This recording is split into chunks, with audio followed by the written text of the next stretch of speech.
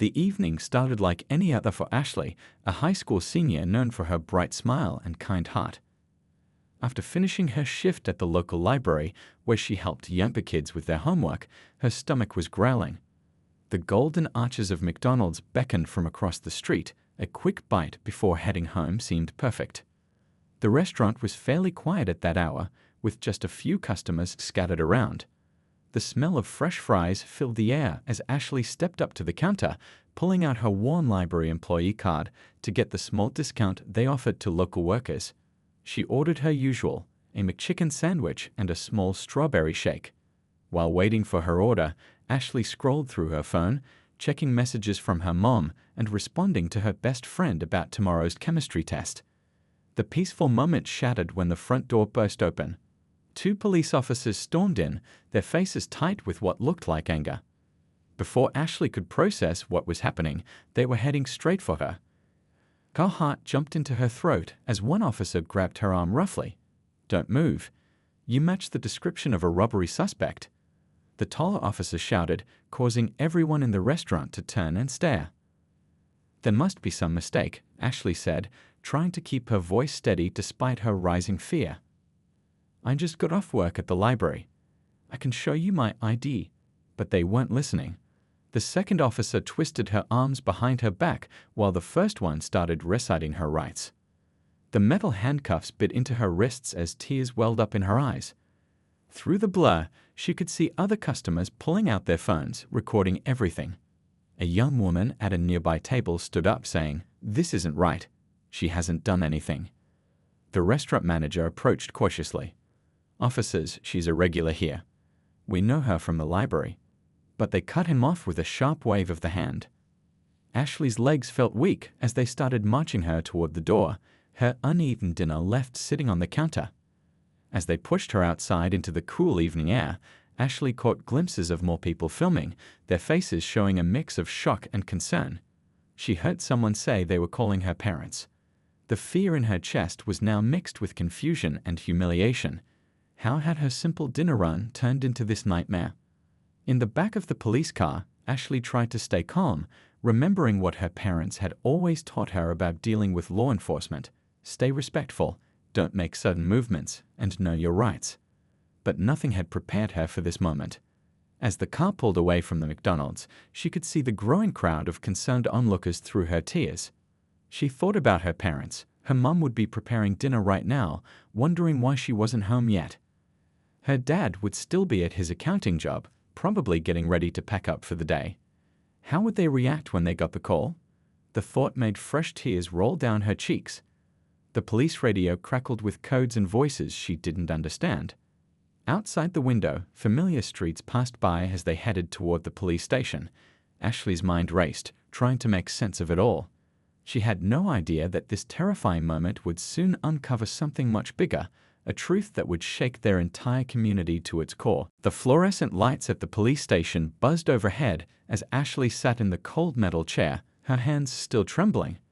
The questioning room felt smaller with each passing minute. An officer she hadn't seen before kept asking the same questions about a robbery she knew nothing about. "Where were you at 6:30 p.m.? The officer demanded for what felt like the 10th time. "I told you I was at the library, working, like I do every Tuesday," Ashley replied, her voice barely above a whisper. Outside the room, chaos was brewing. Her parents had arrived, their faces tight with worry and anger. Her father, still in his work clothes, kept pacing the hallway while her mother argued with the desk sergeant. "Our daughter is an honor student. She's never been in trouble a day in her life." The videos from McDonald's were spreading like wildfire across social media. #JusticeForAshley was already trending, with thousands sharing and commenting on the footage. Local news vans had started gathering outside the police station, their bright lights cutting through the evening darkness. A family friend who worked as a civil rights attorney rushed to the station. He arrived with a stack of papers and a determined look in his eyes. The atmosphere shifted as soon as he walked in. Even the officers seemed to stand a little straighter. "You've held a minor for questioning without her parents or legal representation present," he stated firmly to the officers. "This stops now." His words carried the weight of years of legal experience, and the police knew it. Inside the questioning room, Ashley could hear raised voices outside. Her thoughts drifted to the library where she should be organizing tomorrow's reading program for the family's attorney sat at his desk early the next morning, surrounded by stacks of papers and empty coffee cups. Something about Ashley's case kept nagging at him. The officer's behavior seemed too aggressive, too practiced. As he dug deeper into police records, patterns began emerging that made his blood run cold. He discovered 5 similar arrests in the past 3 months alone. All young people of color, all in that same neighborhood, all around the same time of day. And strangest of all the charges were quietly dropped within 48 hours. The robbery suspect descriptions varied wildly, yet they were used to justify each arrest. At home, Ashley scrolled through her social media, reading messages from other young people sharing similar stories. "The same thing happened to my cousin," one message read. "They said he matched a description too, but nothing came of it." Another shared, "They stopped me outside the mall last month. Same officers, same excuse." The library's security footage proved crucial. Not only did it show Ashley working during the alleged robbery, but the timestamps revealed something else. The original robbery report was filed 20 minutes after the officers had already entered McDonald's. How could they arrest her for a crime that hadn't even been reported yet? The attorney brought in a data analyst who specialized in police statistics. Together, they uncovered a disturbing trend. The precinct's arrest numbers spiked dramatically near the end of each quarter, particularly in more affluent neighborhoods. But almost all these arrests were later classified as mistaken identity or insufficient evidence. Meanwhile, Ashley's story had caught the attention of a retired police sergeant from another district. He reached out to the attorney with disturbing information. "Check the department's funding reports," he suggested. "Look at the timing of these arrests and the budget meetings." The investigation took an unexpected turn when a young officer from the precinct requested a private meeting. Clearly nervous, he spoke in whispers even in the attorney's secure office. "There's an unofficial quota," he revealed. "We're told to make a certain number of arrests each quarter to justify our budget. They target specific neighborhoods, specific types of people." As evidence mounted, Ashley's parents noticed unmarked cars parked outside their house. Strange calls came to their home phone, mostly silence, sometimes muffled voices. The attorney advised them to document everything. This wasn't just harassment, it was intimidation. The local news picked up on the broader investigation. A reporter who'd been following police misconduct cases for years connected Ashley's arrest to similar patterns in other cities. The story was growing beyond one wrongful arrest. It was exposing a systemic issue that had been hidden in plain sight. Community leaders organized a town hall meeting to discuss the findings. The room was packed, with people standing along the walls. As more residents shared their experiences, a clear picture emerged. These weren't isolated incidents. They were part of a calculated strategy. Ashley sat in the back of the room, listening to story after story. Her own experience, frightening as it was, had opened the door to something much bigger. The investigation was revealing not just a few corrupt officers, but an entire system designed to exploit and oppress. What started as a simple trip to McDonald's was about to expose years of institutional corruption. But the deeper they dug, the more dangerous the situation became. The people responsible for this system wouldn't give up their power without a fight. The truth came crashing down like a house of cards on a windy day. What started as Ashley's wrongful arrest had uncovered a web of corruption that left even seasoned investigators shocked. The attorney's office had become a command center, walls covered with charts, photos, and timelines that painted a disturbing picture. A whistleblower from the police department's finance office reached out through secure channels. She'd been keeping detailed records for years, afraid to come forward alone. The documents she provided revealed a complex scheme. The department was artificially inflating arrest numbers to secure millions in additional funding. The scheme was clever in its simplicity. Officers would target innocent people, mostly minorities, in wealthy neighborhoods. They'd make arrests on flimsy pretexts, knowing the charges wouldn't stick. But by the time the cases were dropped, the arrest statistics had already been logged and submitted for budget reviews. The money trail led to offshore accounts and ghost companies. Some high-ranking officers were living well beyond their means: vacation homes, expensive cars, private school tuitions. all while the department claimed they needed more funding for basic equipment and community programs. Ashley's father spent late nights helping the attorney sort through financial documents. His accounting background proved invaluable as they traced the money. "They've been doing this for at least 5 years," he said one night, his voice heavy with disbelief. "The numbers don't lie." The young officer who'd first spoken up was now working with internal affairs. He wore a wire to meetings, documented conversations, and gathered evidence at great personal risk. Each day brought new revelations about how deep the corruption went. Community members began sharing videos and photos of past encounters with these officers.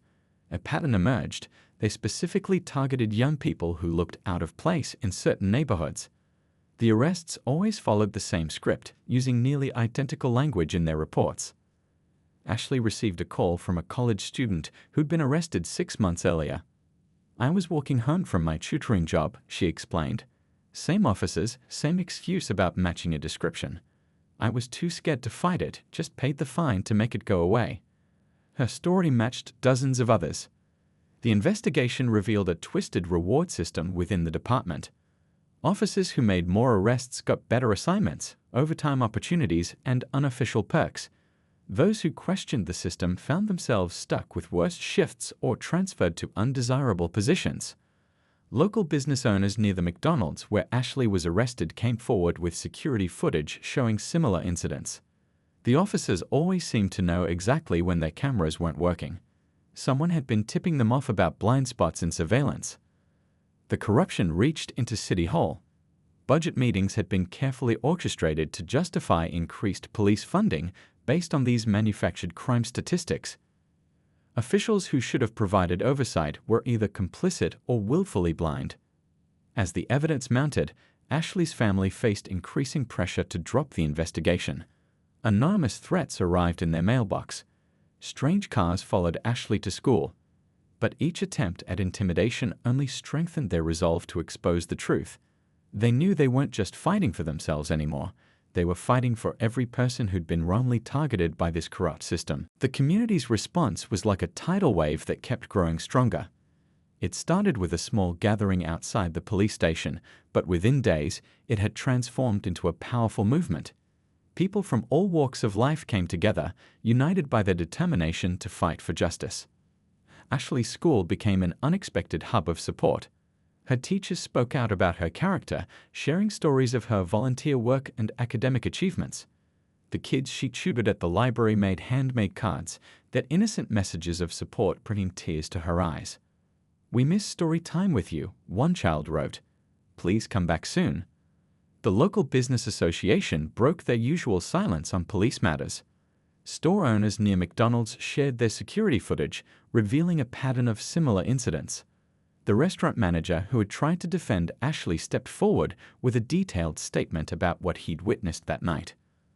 A retired police officer who had served in the department for 30 years came forward with historical context. "I watched things change," he testified at a community meeting. "We used to focus on protecting people. Then it became all about numbers, quotas, and money. This isn't what police work should be." Social media played a crucial role. Young people created online groups to share their stories and coordinate support efforts. The hashtag Justice for Ashley evolved into #NPolishProfiling as more victims found the courage to speak up. Their stories painted a picture of systematic harassment that couldn't be ignored. Local faith leaders organized peaceful gatherings that drew thousands. People who had never participated in protests before found themselves standing side by side with longtime activists. They shared food, stories, and a common purpose. The diversity of the crowd sent a powerful message. This wasn't just about one community's struggle, but about right and wrong. Ashley's case caught the attention of civil rights organizations nationwide.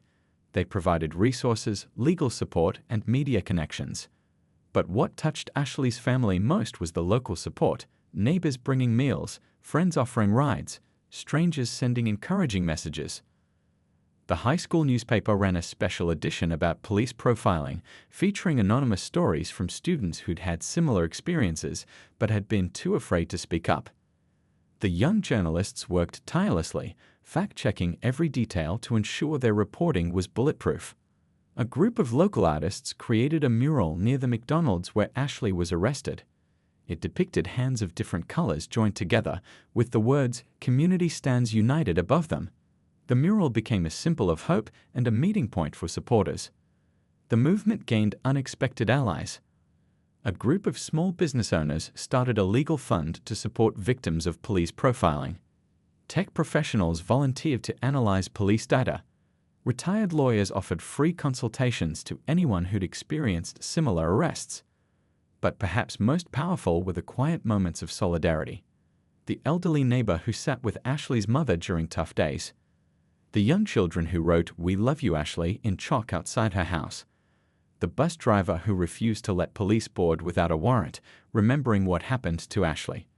The community's support wasn't just emotional, it was strategic and sustained. They organized letter-writing campaigns, attended city council meetings, and documented everything. Each person played a part, big or small, in building a movement that couldn't be ignored or intimidated into silence. The courthouse steps were crowded with supporters as Ashley and her family arrived for the first day of depositions. The civil rights lawsuit they'd filed had grown into something much bigger than anyone expected. It wasn't just about one wrongful arrest anymore, it was about exposing years of systematic abuse. Inside the austere courtroom, the family's attorney laid out boxes of evidence, financial records, arrest reports, witness statements, and hours of video footage. The police department's lawyers sat stone-faced, but their nervousness showed in subtle ways. The tapping of pens, the shuffling of papers, the whispered conversations. The first breakthrough came during the testimony of Officer Thompson, one of the younger officers involved in the corrupt system. As questions pressed in from all sides, his carefully practiced responses began to crack. "We had quotas," he finally admitted, his voice barely above a whisper. "Not official ones, they never put it in writing. But if you didn't make enough arrests, you'd find yourself working the worst shifts, losing overtime, getting passed over for promotion." The courtroom fell silent as he continued, describing how officers were pressured to target specific neighborhoods and demographics. "They told us to focus on people who looked out of place in wealthy areas. We knew it was wrong, but speaking up meant career suicide. Backup documentation proved crucial. The attorney presented spreadsheets showing how arrest numbers mysteriously spiked just before budget reviews. Internal emails revealed coded language about meeting expectations and maintaining statistics. One senior officer had even kept a personal scorecard of his team's arrests. The police chief's deposition was a masterclass in evasion, but the evidence was too strong to dodge. When confronted with financial records showing suspicious deposits to his personal accounts, he abruptly ended the session. The next day, his resignation letter landed on the mayor's desk. Local news cameras captured a steady stream of officers entering the FBI field office. Each one carried boxes of documents, hard drives, and personal records. The blue wall of silence was crumbling as more officers chose to cooperate rather than go down with the corrupt system. Ashley sat through it all, watching as the truth she'd known from that night at McDonald's was finally exposed. The hardest part was hearing other victims testify. Students, workers, parents, all with similar stories of being profiled, arrested, and humiliated for nothing more than being in the wrong neighborhood. The city's lawyers proposed a quick settlement, hoping to avoid more embarrassing revelations. But Ashley's family stood firm. This wasn't about money, it was about change. They demanded a complete overhaul of department policies, independent oversight, and justice for everyone who'd been wrongly targeted. As the case progressed, Internal Affairs launched their own investigation. They discovered that the corruption went beyond just arrests. Evidence had been planted, reports falsified, witnesses intimidated.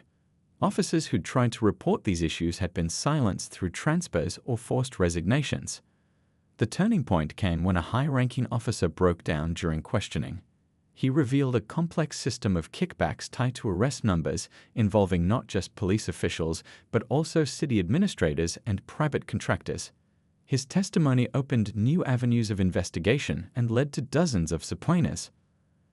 The courthouse became a symbol of hope for the community. Every new revelation strengthened their resolve.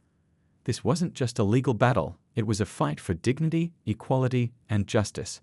and with each passing day, they moved closer to victory. 1 year after that fateful night at McDonald's, Ashley stood at a podium in City Hall. The room was packed with community members, reporters, and officials.